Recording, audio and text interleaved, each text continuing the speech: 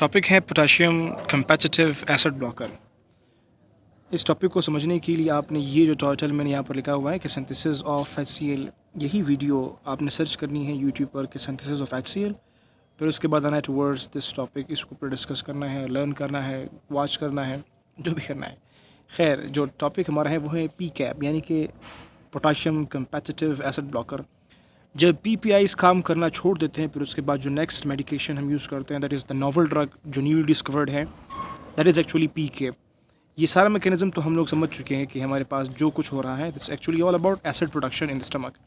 अभी हम क्या करते हैं, जब PCAB देते हैं तो वो PCAB आकर के पोटाशियम पंप जो यहाँ पर है, पोटाशियम आयन जो है, इस पोटाशियम आयन के साथ जो है वो अटैचमेंट कर लेता है। अटैचमेंट के बाद फिर क्या होता है, फिर ये जो पोटाशियम हाइड्रोजन एटीपेज पंप है इसको ब्लॉक कर रहता है, इसके फंक्शन को ब्लॉक कर रहता है। जब इसके फंक्शन ब्लॉक हो जाएंगे, कम हो जाएंगे, तो फिर क्या होगा, ज़ाहिर सी बात है कि हमने कहा था कि ल्यूमन में, ये जो ल्यूमन है यहाँ पर एसिड की प्रोडक्शन होगी। तो अभी क्या हुआ, पोटाशियम आयन के साथ PCAB हमारा अटैच हुआ और अटैचमेंट के बाद मज़ीद हाइड्रोक्लोरिक एसिड की प्रोडक्शन नहीं होगी, तो इस तरह से ये एसिड सप्रेशन करता है।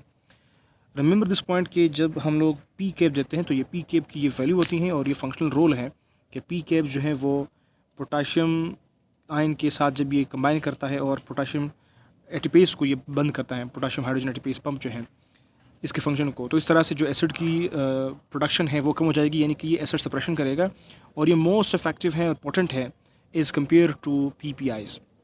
तो इसीलिए PCAB is indicated when PPI काम करना छोड़ते हैं। जब PPI काम करना छोड़ देते हैं फिर हम लोग PCAB को यूज़ करते हैं। That's it all about the PCAB। I hope you got. पे भी कोई कन्फ्यूजन है, क्वेश्चन है, drop in the comment box and thank you for watching.